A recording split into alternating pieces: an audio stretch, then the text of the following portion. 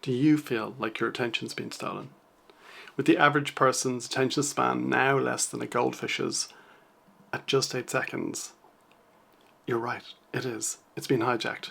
But what if I was to tell you that your attention is the key to you making your best art?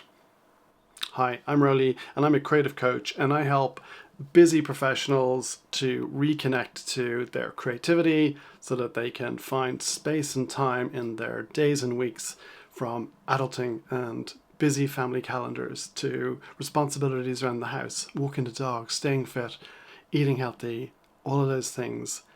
And I help you to carve out time and get back to that really deep purpose that you have around creativity, whether it's writing or music, dance, wherever it is that you find joy in creation. I just want to try and help you that. And today I'm going to do a quick video just having a quick look at attention and why it's so important to us. With influencers, politicians, advertisers and algorithms all vying for our attention, vying for our eyeballs, showing us adverts and flashing images, lovely kind of colourful logos all day long, how do we resist? How do we find time and focus on the thing that's important for you, your art? There's this term that they bandy around called the attention economy. The attention merchants are very aware of the fact that they need your attention on their platforms so they can sell it to their advertisers so that they make money from you sitting and scrolling in traffic, in the queue, on the toilet, or just on the couch while you're looking at another screen as well. Whatever that looks like, they're trying to grab your attention, my attention, all of our attention, all the time.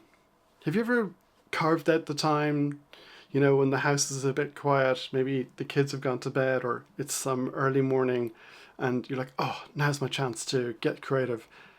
And half an hour later you find you've just been scrolling on Instagram. Yep, I've been there. I think we probably all have.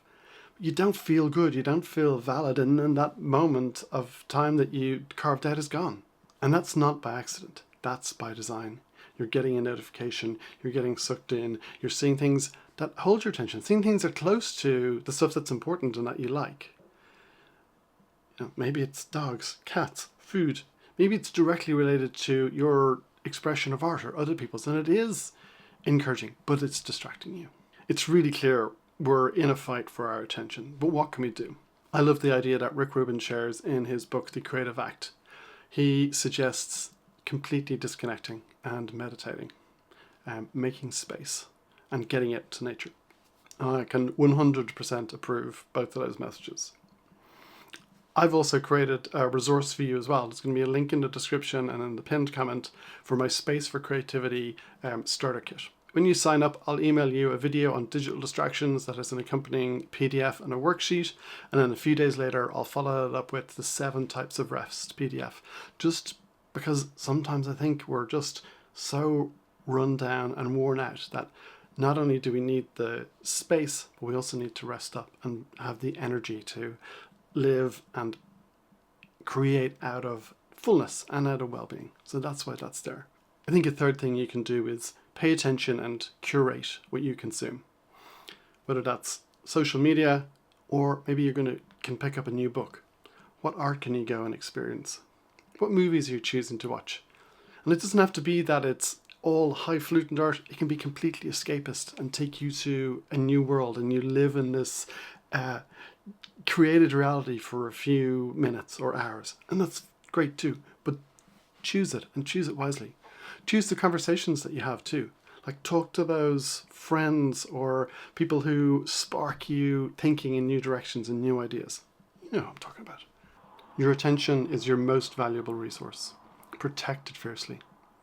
And when you do, you'll find that your creativity will flourish like never before. Okay, let me know in the comments one thing that you can do today to protect your attention.